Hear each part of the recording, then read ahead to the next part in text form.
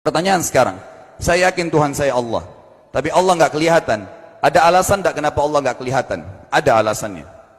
Anda tanamkan baik-baik, ini masalah akidah yang paling penting. Kata Nabi, atau disebutkan dalam banyak riwayat, bahwasanya nabi-nabi pun belum pernah ada nabi yang lihat Allah, termasuk Nabi Muhammad SAW. Kita ambil dalilnya dalam hadis Bukhari. Waktu Nabi SAW pulang dari Isra Mi'raj, jemaah sekalian, Aisyah bertanya radhiyallahu anha, berkata, istri beliau, ya Rasulullah, hal tara rabbak, apakah anda waktu mi'raj ke langit, terima perintah sholat, sempat lihat Tuhan anda enggak? Lihat enggak Allah itu bagaimana? Apa jawaban Nabi SAW? Nurun ala nur anna arah. Allah itu cahaya, di atas cahaya, terang sekali, bagaimana saya bisa melihatnya? Artinya Nabi SAW mengatakan, saya sendiri belum pernah lihat bagaimana itu Allah. Contoh sebelumnya Nabi Musa alaihissalam. Nabi Musa waktu menerima wahyu Taurat, itu selama 40 hari, turun Taurat lengkap. Al-Quran 23 tahun baru lengkap. Kalau Taurat 40 hari nunggu di gunung Tursina. Tursina sebuah wilayah di Mesir sekarang. Itu banyak gunung-gunung batu, ada satu gunung batu yang tinggi, Nabi Musa nunggu di situ. Setiap hari Jibril datang turunin surah, turunin ayat gitu.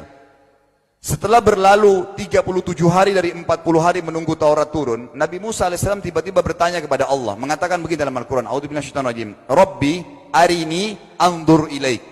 Wahai Tuhanku, izinkan aku melihatmu. Aku beriman kau ada ya Allah, tapi aku ingin lihat kau bagaimana.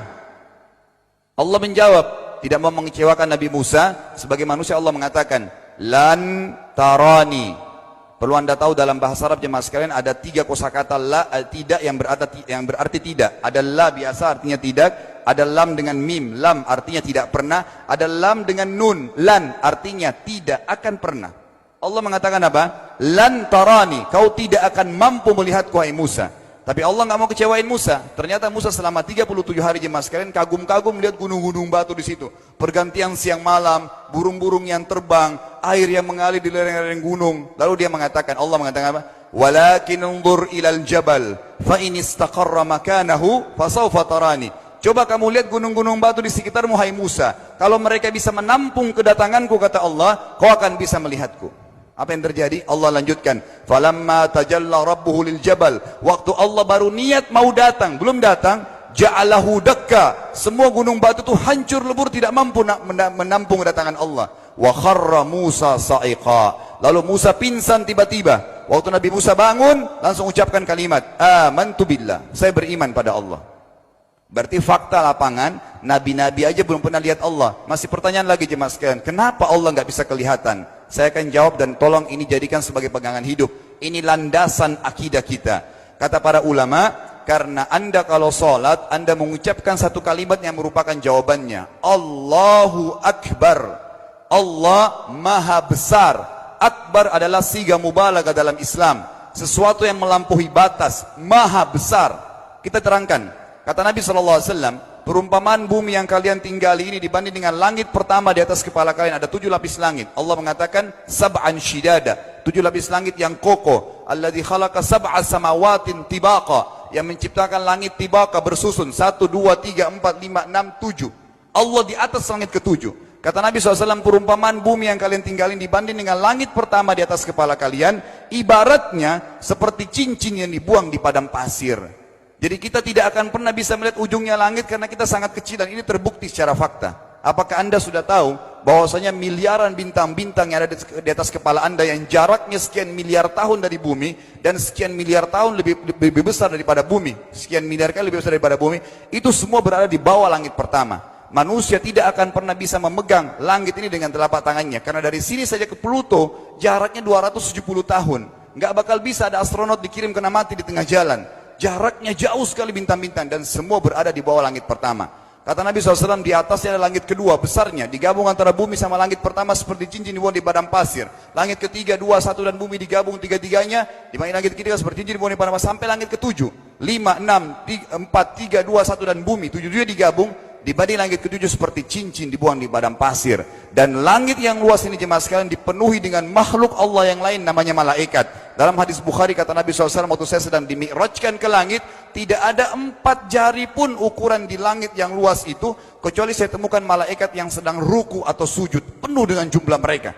Anda tahu malaikat itu ada namanya nama kelompok, seperti Rakib, Atid itu kelompok. Di bawah Rakib banyak miliaran malaikat, di bawah Atid miliaran malaikat. Sama dengan Munkar Nakir, ada memang nama kelompok. Makanya kalau manusia 5 miliar, rakib atidnya 10 miliar. Rakib atidnya 10 miliar. Lalu kata Nabi SAW, di atas langit ketujuh ada Sidratil Muntaha. Besarnya digabung antara 7 lapis langit dan bumi. 8 hanya seperti cincin di bawah di padang pasir.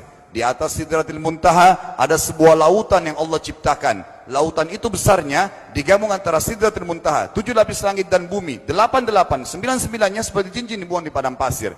Makanya kalau anda baca Quran, anda baca ayat wa kana arsyu alal ma', singgasana Allah di atas air. Ini maknanya, air adalah ada lautan. Lalu kata Nabi SAW, arsy-nya Allah di atas lautan itu singgasananya Allah. Besarnya digabung antara lautan, Sidratul Muntaha, 7 lapis langit dan bumi. 10-10-nya hanya seperti cincin dibuang di padang pasir. Anda sudah hafal ayat kursi? Apa artinya? Ayat tanda-tanda kebesaran Allah. Kursi itu artinya bukan tempat duduk, tapi tempat pijakan kaki raja di singgasana. Kalau raja ingin naik singgasananya di pijakan kaki, itu namanya kursi. Kita baca apa? Wasi'a kursiyuhu as-samawati wal ard. Pijakan kakinya Allah saja sudah menutupi seluruh langit dan bumi ini. Jadi kita mustahil bisa melihat Allah karena besarnya Allah Azza wa Jal. Tinggal kita tutup jemaah sekalian. Kira-kira, lalu bagaimana saya berhubungan dengan Allah? Jawabannya sederhana. Anda lingkari namanya Allah, ini Tuhan kita. Yang menyembah selain Allah kafir, yang mempartisipasikan Allah dengan makhluknya, masih sembah berhala, kuburan, jimat, namanya syirik. Dua-dua nggak boleh. Untuk berhubungan dengan Allah yang tidak kelihatan dengan mata kita ini, tapi kita bisa rasakan keberadaannya, cuman satu cara. Di bawahnya lingkarin ibadah, sholat, puasa, zakat, haji, takziah, ziarah kubur, semua ini adalah rangkaian ibadah untuk berhubungan dengan Allah. Semua ibadah ini jemaah sekalian harus seperti yang Allah mau, bukan yang Anda mau. Ini penting. Karena kalau tidak seperti yang Allah mau, Allah tidak terima. Bagaimana caranya supaya bisa seperti yang Allah mau? Ikuti buku pedomannya. Ada Al-Quran, ada Sunnah. Yang beribadah keluar dari 2 pedoman wahyu ini tidak akan diterima oleh Allah. Seperti Anda kalau kerja di perusahaan, pimpinan perusahaan kasih peraturan. Senin pakai baju kuning, Selasa baju hijau, Rabu pakai baju hitam. Datang jam 7, keluar jam 5 sore. Ternyata Anda tidak. Hari Senin Anda pakai baju yang hari Rabu. Datangnya jam 9, keluar jam 2 siang. Dikeluarkan oleh pimpinan atasannya. Itu baru peraturan manusia. Bagaimana dengan peraturan Allah Azza wa Jal? Maka kita simpulkan semua jemaah sekalian adalah, yakinlah Tuhan Anda Allah ada, satu-satunya Tuhan. Kalau Anda sedang sakit, yang ciptakan Anda Allah, yang ciptakan penyakit Allah, yang menciptakan kesembuhannya Allah. Kalau kita sedang musibah sama, kalau kita sudah senang juga sama. Semoga Allah SWT menjadikan kita orang-orang yang senantiasa beriman padanya, dan juga selalu bertumbuh dalam keimanan tersebut.